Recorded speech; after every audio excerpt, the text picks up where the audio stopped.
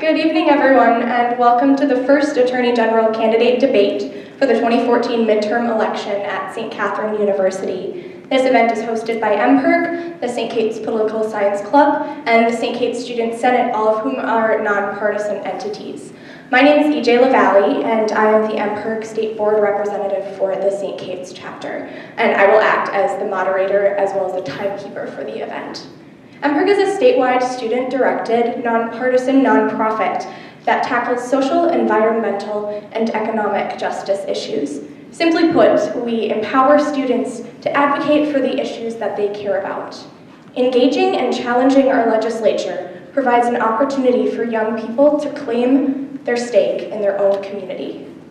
St. Catherine University is proud to serve as the host site for this Attorney General candidate forum. However, hosting this event should not be seen as an endorsement for any of the candidates or their platforms. We ask that the audience, regardless of their views, remain respectful of all candidates and of the debate process. Opinions and positions expressed by candidates do not necessarily represent those of MPIRG, nor St. Catherine University, nor St. Catherine University Student Senate, Political Science Club, or MPIRG chapter. The Attorney General acts as the Chief Law Officer for the state, as well as the Chief Legal Advisor. This gives them a unique opportunity to represent the public interest of Minnesotans. As an organization that focuses on student advocacy, we will be framing our questions from a social justice lens, and the questions will be asked by a panel of students representing each host organization. The panelists are Zieke, representing MPIRG, Ikram Koliso, representing Political Science Club, and Sandra Sears, representing Student Senate. The candidates present are as follows: Brandan Borgos from the Independence Party, Andy Dawkins from the Green Party, and Mary O'Connor from the Libertarian Party. All candidates on the ballot were invited to attend. The DFL incumbent Lori Swanson, as well as the Legal Marijuana Now Party candidate Dan Vacek, did not respond to our invitation, and the Republican candidate Scott Newman declined. So all of the candidates on the ballot were invited to attend. So we're going to begin with candidate introductions. So in alphabetical order, each candidate will have 2 minutes to introduce themselves and their platform. So we will begin with candidate Borgos. Last name first, I like that. Well, my name is Brandan Borgos, and I am the Independence Party candidate for the Attorney General office. I started out back in 2010, graduating from law school from St. Thomas, and I was born into the donut hole for attorneys' jobs. The state of Minnesota lost quite a few attorneys' jobs from 2008 until 2010. And as of right now, I believe that there are 4 lawyers to every 1 legal job in this state. There's quite a bit of that. So I decided to start practicing my own law firm and work with a nonprofit group called Minnesota NORML, which is the National Organization for Reform of Marijuana Laws.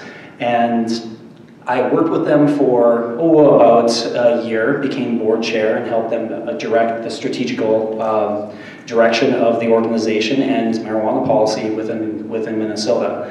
I had a great time doing that up until we had a run-in with the state legislature and Governor Mark Dayton on the new medical law that's now in place that is supposed to be taking care of thousands of patients.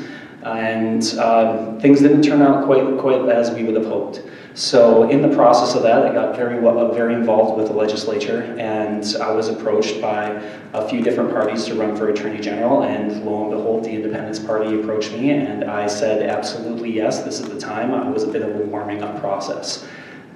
So platform, basically I want to be the people's lawyer. I want to bring back the days when government was run by the people, that the Attorney General's office was focused mainly and most concerned with the rights of the people within Minnesota. So if we have anything that comes out of tonight, I want to make that known. I want to make it known that more voices in politics matter. Thank you, candidate Borgos. Your time is up. All right, candidate Dawkins, your time is starting. Good evening, everyone. First, I want to thank St. Kate's and MPIRG for setting us up. And second, I want to do a big welcome to all of you who care about government. and know that there are important and urgent issues that we need to address. Third, the arrogance of the incumbent not being here tonight, thinking that she's entitled to keep this job without having to come and defend her record. What disrespect for the young voters who care about their world, who care about politics, who really genuinely wanted to learn about the issues. Could we maybe get a politically correct boo for Lori Swanson? My name is Andy Dawkins. I'm running for Attorney General of Minnesota with the green endorsement because we believe that this is the time and this is the race to show how Minnesotans are fed up with money and politics, to get faster action on the issues that are urgent and important to us. Corporations are not people. Money is not speech. We need to move forward on dealing with the climate crisis, protecting Minnesotans from unnecessary gun violence, getting the big money out of politics. I was State Representative Dawkins for 15 years. I know how often the outcome in politics is affected by money. I was an attorney for 35 years with a storefront law office on University Avenue, fighting for justice for my neighbors, not for corporations. Lori Swanson has failed us on every one of those three important issues that I mentioned, and I hope during questions and answers that I get to tell you why it's time to get a new Attorney General. Thank you, Candidate Dawkins. Your time is up. I'm going to go sit. My name is Mary O'Connor. I worked 38 years for the University of Minnesota in the Controller's Office. I served a term on the Brooklyn Center City Council. I am a member of the Brooklyn Center Charter Commission. I volunteer at Brooklyn Center Schools. I am active in the Libertarian Party of Minnesota, and I am its treasurer.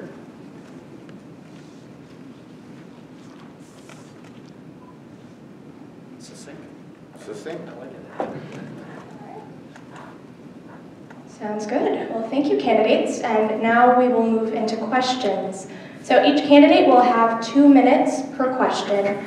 We will alternate which candidate answers first after a random selection by our first panelist, Sarah Zieke. So why don't you go ahead and draw a name, panelist Zieke.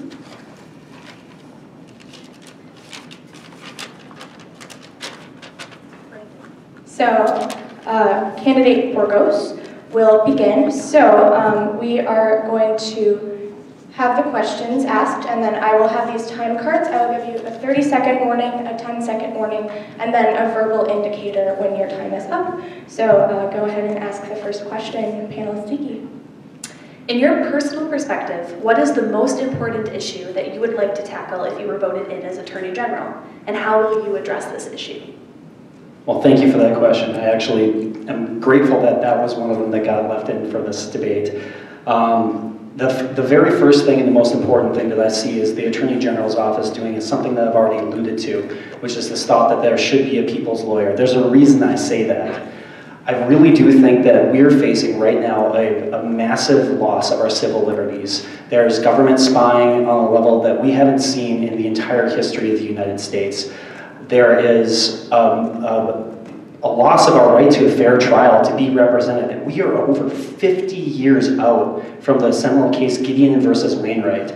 And this is the case that gave us the right to a fair trial, that Walter Mondale actually reached out to 21 other attorney generals to argue that this was something that was really, really important, and that we should make sure that people are represented in court who don't have money to be able to pay for legal bills.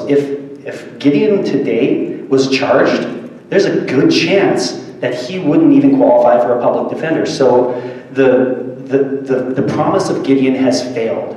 And the Attorney General's office policies right now and following statutes that have basically civil penalties parading around being thrown up, basically showing people that they are under fire by civil penalties when they should be just criminal penalties. We have a right to a fair trial right now, and the concept of guilty until proven innocent has been turned on its head. So what I would do is I would stop those civil penalties. Bring me a conviction first. Bring me a conviction first, and then we'll talk about forfeiture. We'll talk about license revocation, but not before. Thank you, Candidate Borgos. Candidate Dawkins, your time begins now. Okay, well, similarly, I think that we need to have equal application of the law to everyone. And we really instead have two systems of justice, one for the rich and one for the rest of us. I'm going to restore the white-collar crime unit in the Attorney General's office with the slogan, "Not too big to jail." So if bankers are out there doing loans that are unfair and violating the law, they better look out when Dawkins is the Attorney General. It's clear to me from the facts that right here in River City, right here in the Twin Cities, that we have loans being made by our big banks, Wells Fargo included, that discriminate against people of color, still to this day. And I'll go after that. On the other side of the equation from the criminal law that Brandan talked about, how many of us can afford to have a lawyer to go to court these days? That's supposed to be a system of justice. At the Supreme Court building right there near the Capitol, there's a cornerstone that says justice is to be freely administered. Well, that's not the way I see it. I'm working on a proposal right now to have divorcing without courts, that you can be able to divorce without having to go see a judge to approve your divorce decree. I think there's many other improvements we can make to our justice system so that indeed we all have a chance for justice. Thank you. Thank you, Candidate Dawkins. I would work to defend the rights and freedoms of Minnesotans from government. Here are some of the rights and freedoms we have lost to government. We have been forced to give up our houses and property for light rail and other public projects. We have been forced to pay taxes for stadiums. We have been forced to pay taxes for generous pensions and health care for senators and representatives. Angela Brown is being tried in a Minnesota court for getting marijuana from Montana for her son. And she could get 2 years in jail and a $6,000 fine. And I want to thank Brandan for the work he's done on this issue. I would work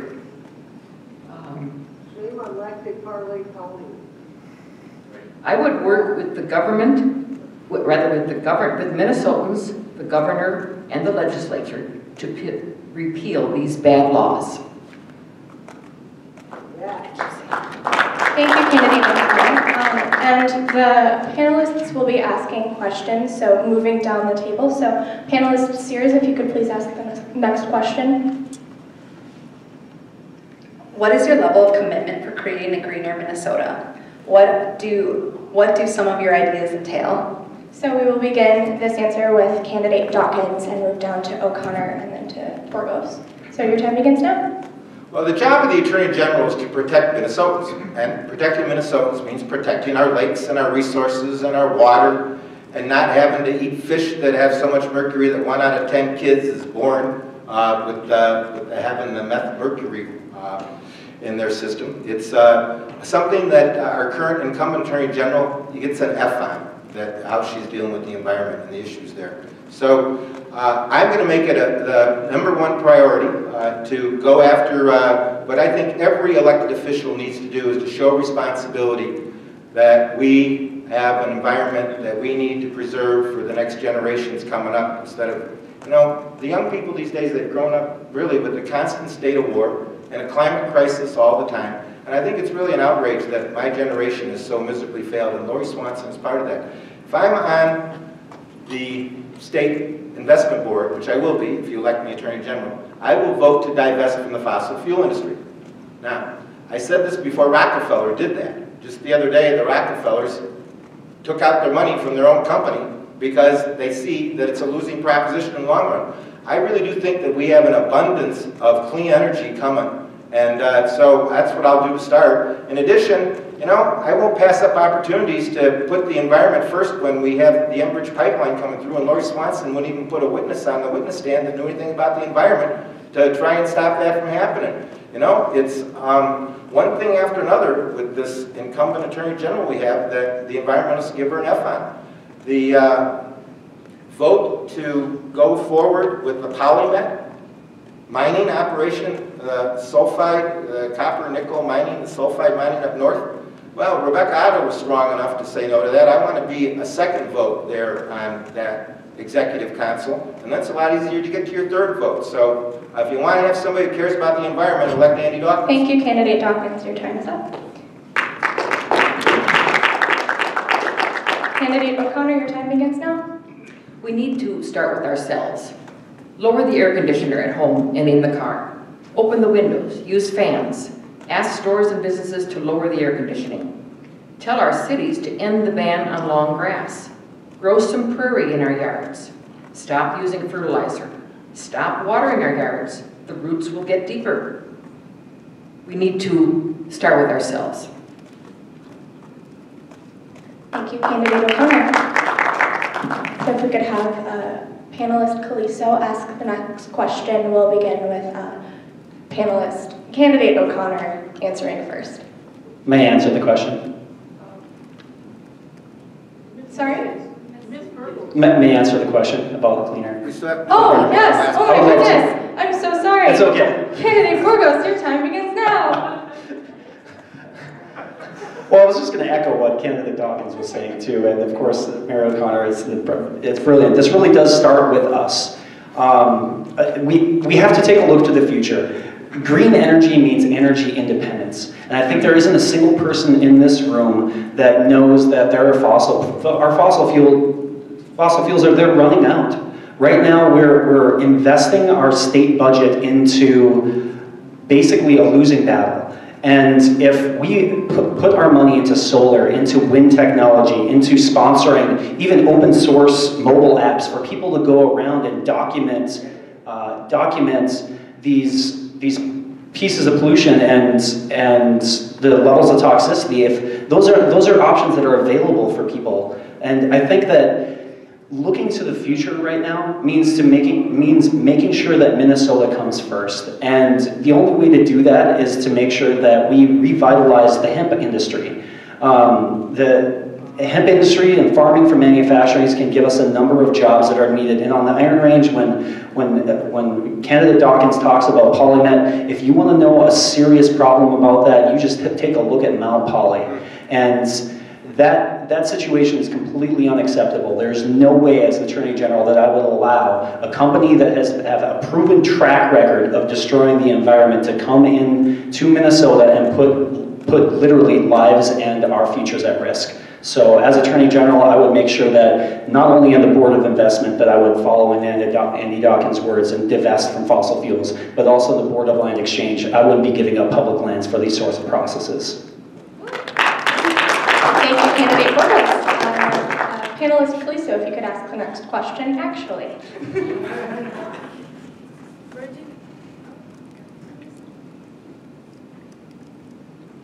Verging on $30,000, Minnesota has one of the highest student loan debt averages in the nation. As Attorney General, how would you work to provide relief for college graduates who struggle with the student loan debt?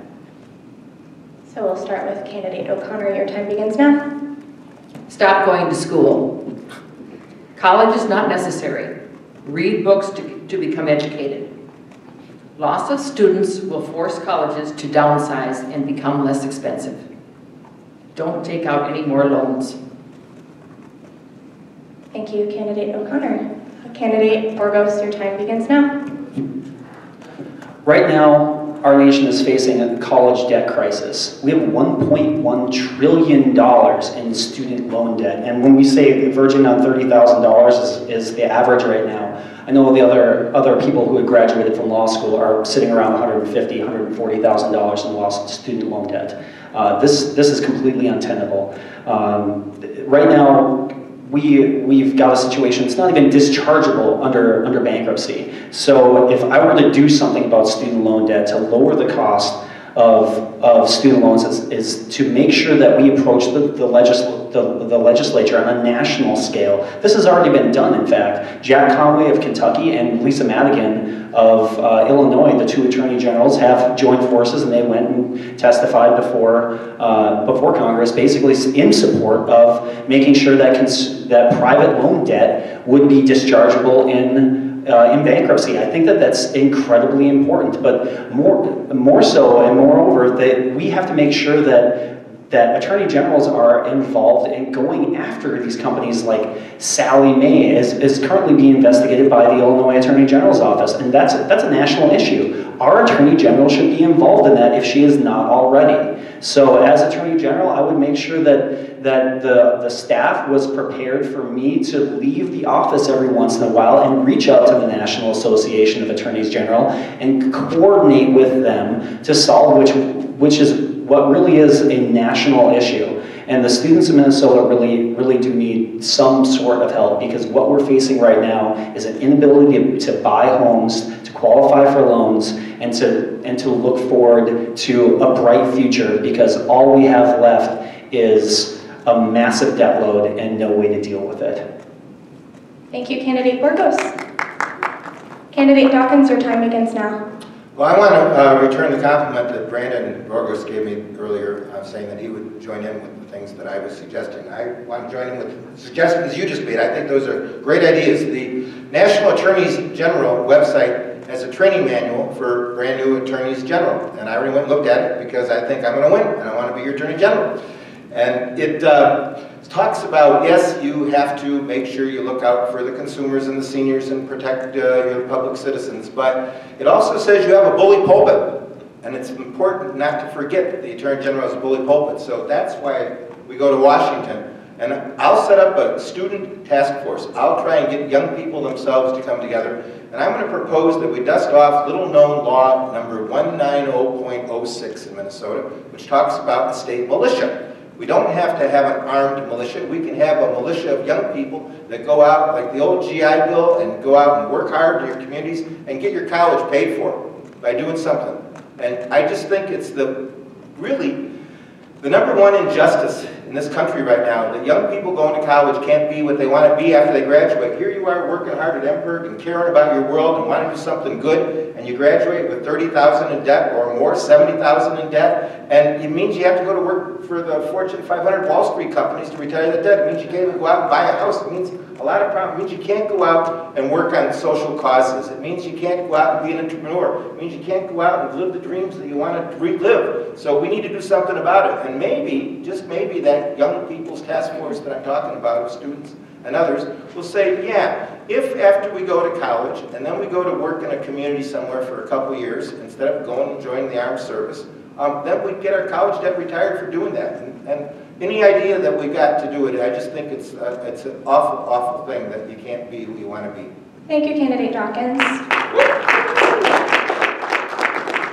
Okay, panelist Zieke, if you could ask the next question. What are your plans for addressing the growing number of incidences of police brutality and excessive force in Minnesota? And Candidate Borgos, you will answer first, and your time begins now. The first thing that I think needs to happen is that police need to carry personal liability insurance. I don't see any reason why the state taxpayer has to foot the bill for incidents of police brutality. That to me is insane. Everybody I know within the legal field carries professional liability insurance for the most part, and that's just something that's run as a matter of course. I also know that the Attorney General's office is capable of conducting investigations, and if excessive force investigations aren't something that would be out of the course of business for them. The internal affairs also need to have some level of transparency to them. I'm sick and tired of hearing about officers being rotated in and out of internal affairs when we could have the same officers be in internal affairs, so there isn't a code of silence, at least on that level. I would also like to document all lawsuits against the state right on the front page of the Attorney General's office. And people really need to know about this. The state police force, I'm sure, isn't exempt from this too, and problem officers are around it. The AG's office is also very involved in going out and doing trainings for local prosecutors and local officers for search and seizure, stop and frisk, and those sorts of things. And if you look at what has happened out in Ferguson right now, I really do think that one of the very first things that should happen is, instead of jumping on how do you arrest these criminals, it's how do you protect and preserve people's right to protest? How do you make sure that people are taken care of and treated respectfully when they're engaging in one of the most cherished processes that we have as society? So outside of that, I think that we need to outside train for stop and frisk as well. That's something that needs to happen. So thank you. Thank you, Candidate Borgos. Candidate Dawkins, your time begins now. As the top law enforcement officer in the state of Minnesota, the first thing I do is I go and regain the confidence of the 87 county attorneys in terms of working on this together. Right now, if you talk to the county attorneys, they are very upset with Lori Swanson for a number of reasons. An example, when the Little Falls double murder happened, where that guy plugged those 2 kids that came into his house and killed them, and the Morrison County attorney asked for help in doing that case, Lori Swanson said no. And the reason she said no is because she's A+ rated by the NRA, and she wants to keep the NRA in her corner for when she runs for office the next time. It's, she won't do the appeals anymore. The Washington County brought a lawyer out of retirement, pro bono, for free to do the appeals to the appellate court because Lori Swanson's office won't do those appeals anymore when someone appeals their conviction. The law enforcement community is not happy with Lori Swanson. Once I get their trust back that we can work together on this, I think that we look at all the local options you can have for really making sure that there's a model way for every city and every police force to be able to deal with allegations of police brutality and misconduct. And I think that most police officers will be receptive and want to work with us if we approach it at a team level. I think that having the filming of every police arrest on the police vehicle and on the police uniform is a good start for doing this. Sometimes it goes the other way. Sometimes those accusations are unfounded. But if you're paying attention to Facebook these days and watching the number of times that the police are really out of hand, most cops want you to feel that you're there to protect, that they're there to protect you. They don't like having these guys out there that are being the ones that are out there committing this kind of police brutality. So I think we can get there, and I want to get a task force going. Thank you, Candidate Dawkins. Your time is up. Candidate O'Connor, your time begins now. We should legalize victimless crimes, such as drugs and prostitution. That would end police harassment on the street corners and SWAT teams that bomb down doors and barge into people's homes. We could reduce the police force. The remaining police could work on real crimes. Thank you, Candidate O'Connor. Candidates, panelist Sears, if you could ask the next question, please. In response to federal inaction on chemical policy reform, Minnesota has been a leader in passing policies that protect children from exposure to toxic chemicals in consumer products. However, recent federal reform proposals include preemption of existing state chemical laws. What is your position on states' rights to maintain existing policies that protect children's health? All right, Candidate Dawkins, your time begins now. You're kidding me. There are people in this world who don't want to protect our kids, that they're, come on. So, you know why that happens though? It's because of, like I said in my introduction, it's the big money in politics that strangulates any good stuff from happening sometimes. Just this past legislative session here in Minnesota, Representative Gene Wagenius had the Toxic Free Kids Act bill. But you know who lobbied to stop that from becoming a law? That was General Mills, another one of our fine corporate citizens. They put their big money lobbyists up there, and they threatened that if this bill goes through, then we're not going to be willing to help on campaigns in the future, and that's how money has infiltrated politics, and it's really causing us a lot of trouble. The federal government should set a floor that you can't fall below in terms of protecting kids, not set a ceiling that you can't go above for protecting kids. So I think that the solution really is to start looking at third-party candidates until the Democrats and Republicans figure it out that they can't have all their decisions about what's good for people being decided about who are the lobbyists that are in their room. We're going to have this problem. So I'm glad that we've got third-party candidates here tonight. And, you know, we all combine someday. The Democrats and Republicans just have too narrow a bandwidth. And there's a lot of people out in the state of Minnesota who are looking to try and do something different. And I'm glad to be part of leading that charge. Thank you. Thank you, Candidate Dawkins. Candidate O'Connor, your time begins now. States' rights preempt federal rights in most cases. Parents need to be cautious about what they purchase for their children. If the Attorney General determines a product is toxic, she should have a press conference and it should be taken off the shelves. Thank you, Candidate O'Connor. Candidate Borgos, your time begins now. Thank you. I think where we should start from is sound science. And here we have a situation which has applied that. There are laws on the books for good reason here. And I do believe that states' rights do come first. In the Independence Party, we do say Minnesota first for a good reason. It's because this is where we live. And I agree with candidate Dawkins that there needs to be a floor.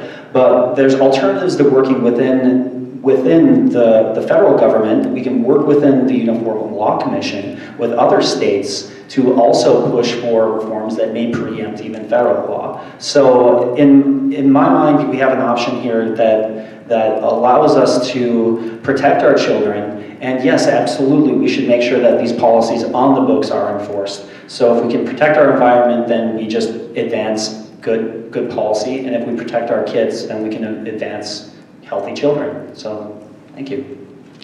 Thank you, Candidate Borgos. Panelist Koliso, if you could ask the next question, please. How do you propose addressing the school-to-prison pipeline to ensure the success of all of Minnesota's children? And we will start with Candidate O'Connor.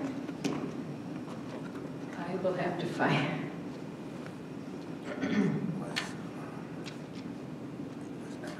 Okay. Schools should just teach academic classes and some vocational classes. Get rid of extracurricular activities. Change the school year to 1 month off in the summer and 2 months off during the winter.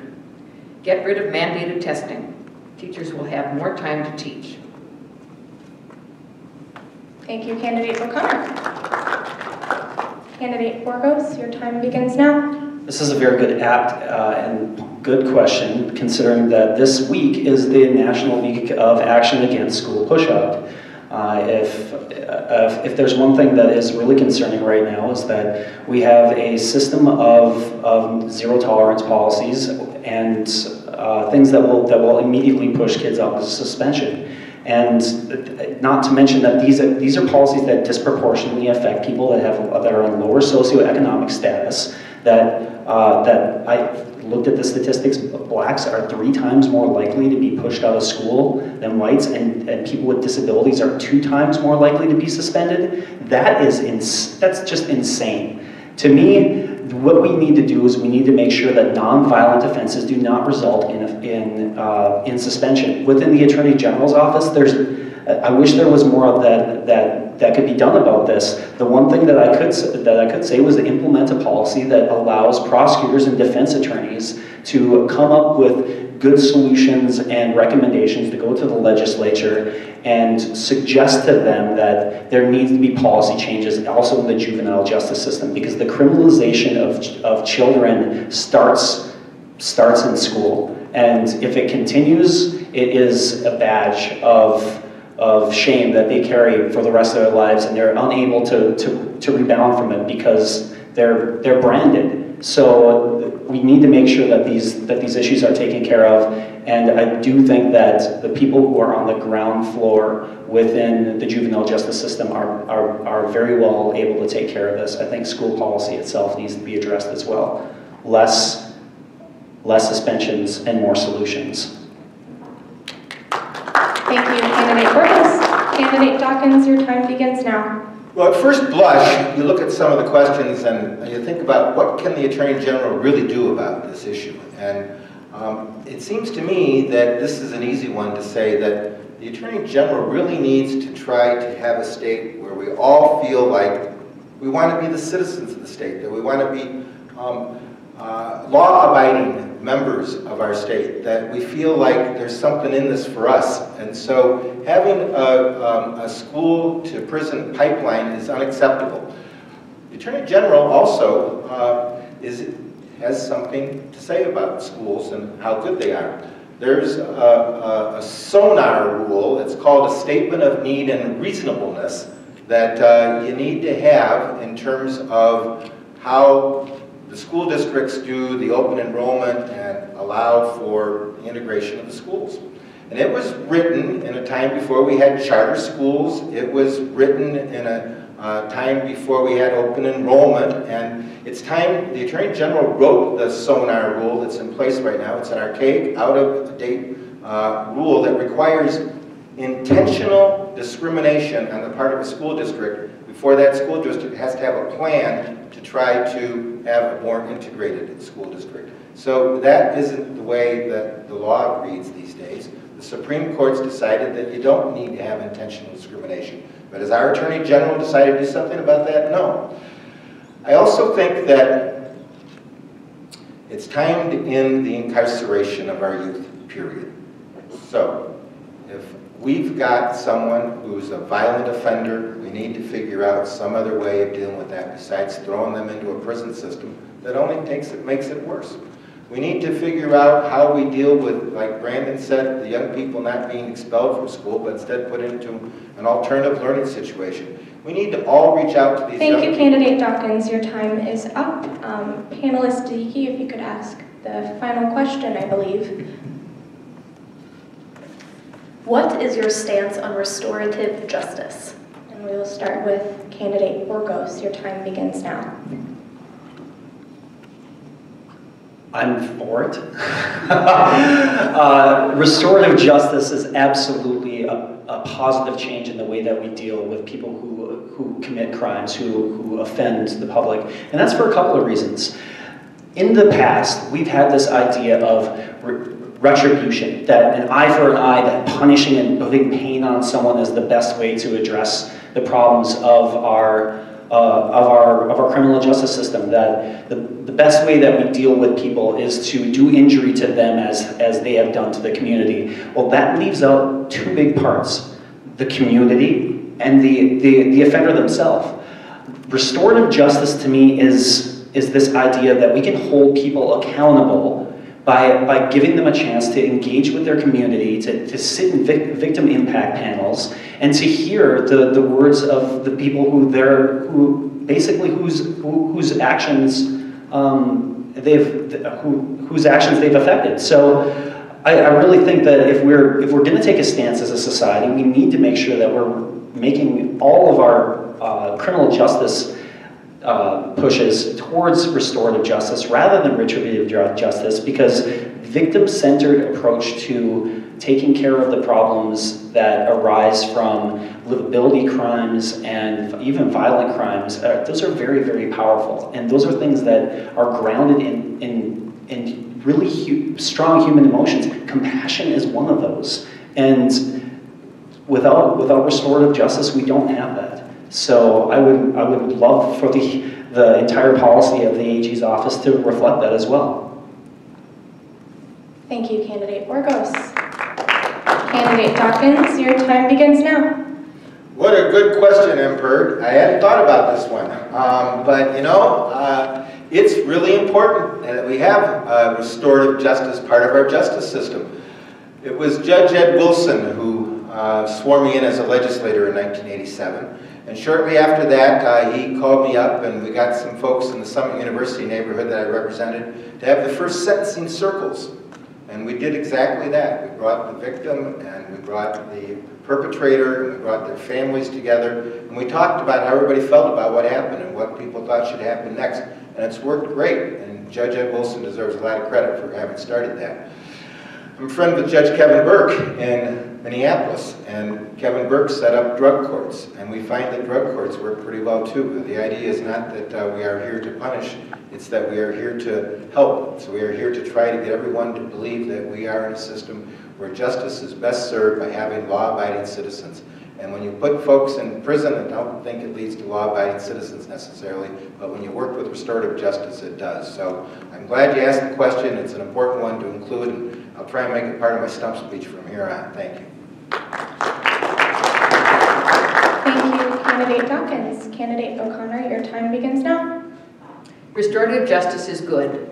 When a person commits a crime against another, they should help make that person whole again.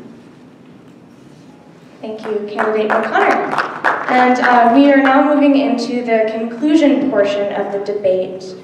So each candidate will have 4 minutes to wrap up their thoughts and stances. And going with the theme of things, we will, yes, Candidate Dawkins. I'm going to make a suggestion. I don't know if people, are we running ahead of schedule or are we behind? We've got maybe a couple minutes. How about, if everyone's willing, that we ask each other a couple questions right now, just off on the fly, just try to have a little bit of a debate here. How do you guys feel about doing that? I'm fine with that. All right, you okay with that, Larry? I'm okay, but I think some questions. Yeah, geez, okay. All right, so, Brandan Borgos. Do you think we got 2 systems of justice in this state, one for the rich, one for the rest of us, and what do you think we should do about it? Absolutely, I think we do. I've seen several of the defense attorneys just say and mirror exactly what you just stated to me. So I do think that we do have 2 systems of justices in this state. Frankly, it's pay to play. If you want to get representation in the state, you better have money. Every filing in civil court requires cash. Not to mention the fact that if you go to the public defender's office, you could very well walk in making less than what is really actually a living wage, and they're going to tell you that you're not represented. So the first thing that I think that should happen is we should push for more public defenders. That's got to happen. We need more people running for office who support the public defender's office. The amount of people that are there are just lacking. You got a softball question for me? I like it. All right, I'm giving you a minute to answer whatever question Candidate Borgos has. Candidate Dawkins, would you support not going after people for implied consent until there was a conviction? You know, that was your first answer tonight, and I think I started clapping right when you said it. Absolutely. You know, oh darn it, we got to find one where we disagree on here. How about, do you support the NRA's position on open carry law? Do you think we should have an open carry law here in Minnesota? That's where the NRA's at. I think we should ask Mary Connor that question, actually. All right, let's ask Mary. An open carry law? Well, I do believe that we need to be allowed to carry guns because we don't want government only to be able to carry guns, and us citizens can't. So, you know, whether it's hidden or out in the open, I think we have the right to carry guns to protect ourselves. All right, we're going to move out of this tomfoolery into the conclusion.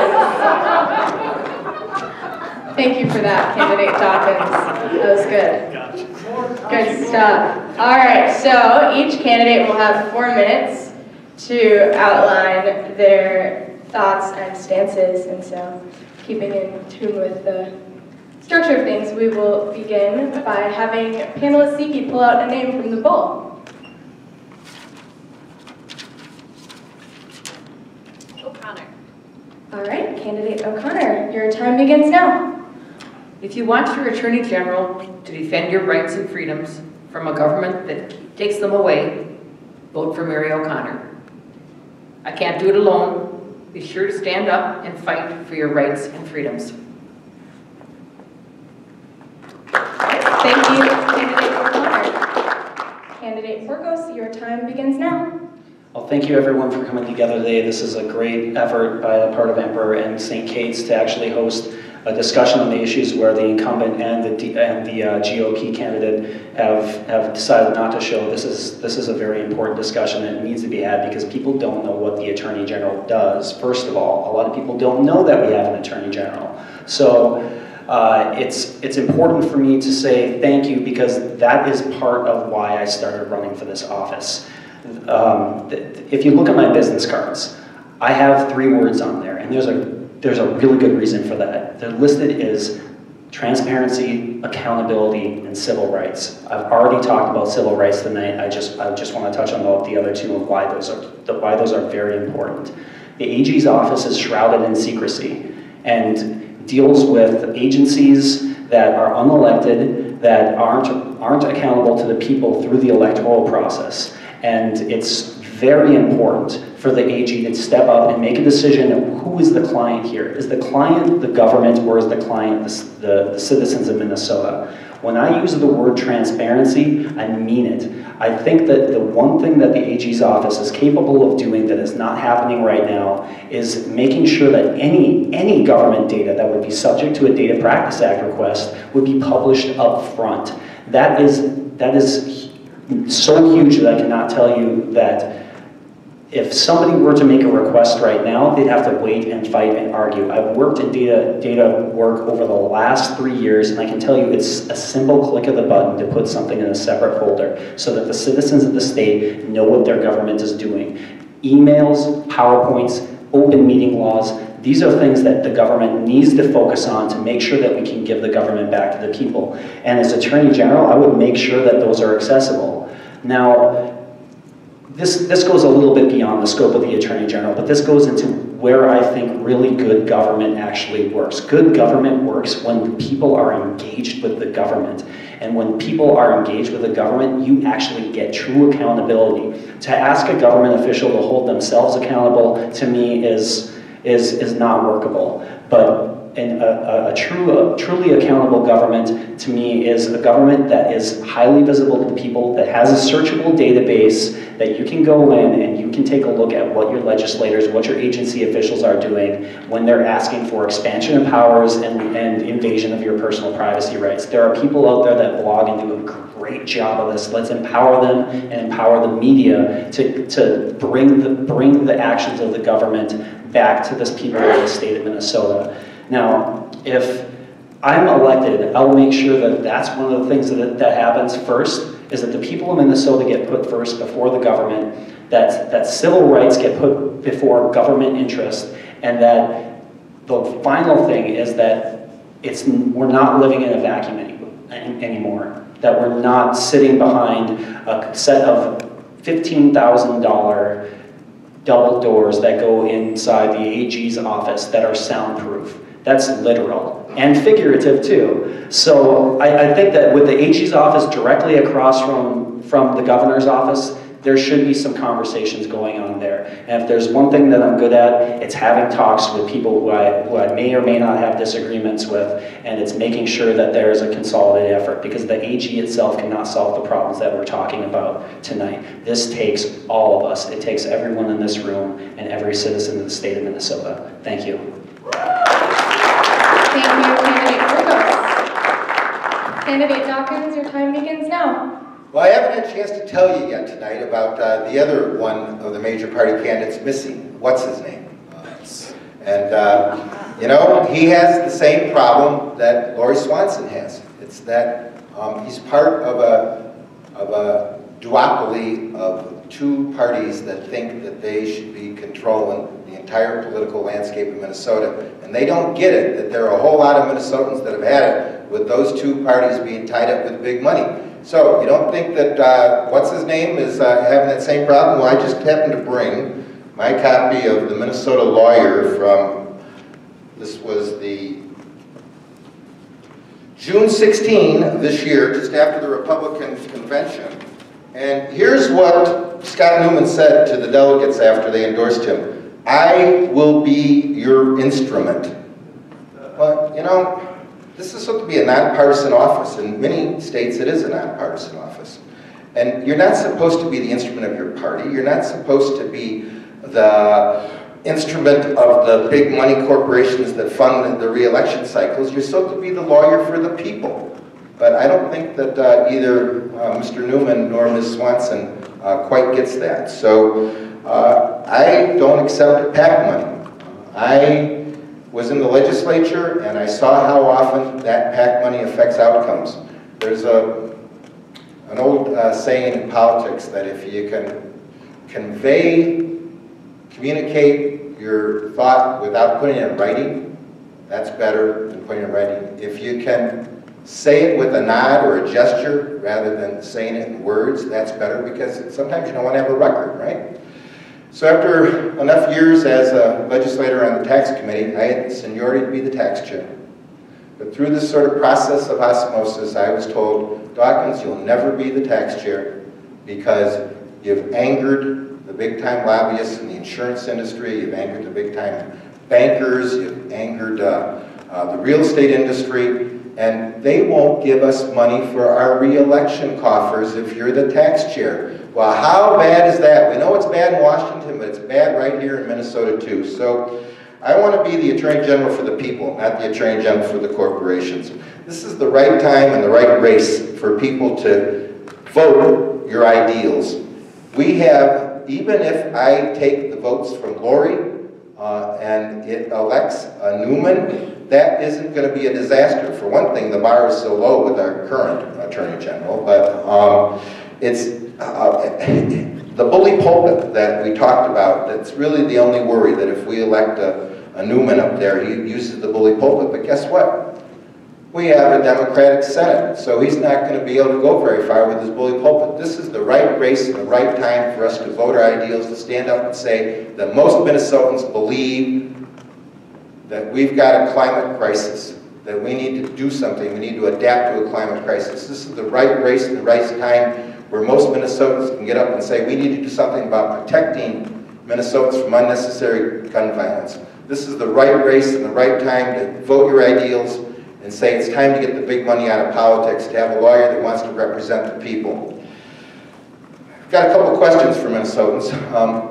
The 80% of Minnesotans that haven't had a chance to see me on Facebook or where else yet, I'm going to ask you a question. I'm going to say, can you tell me who your Attorney General is, and can you tell me what she's done for you lately? And I don't know if they'll know the answer, but I'll tell you who does know the answer to that. The big boys, the big corporations, the big guys know the answer to that question. They know what their Attorney General's done for them lately. Thank you, Candidate Dawkins. Your time is up. Thanks a lot, everybody. Well, we are now wrapping up, so candidates and audience members are welcome to stay until 8 p.m. for a post-debate meet and greet.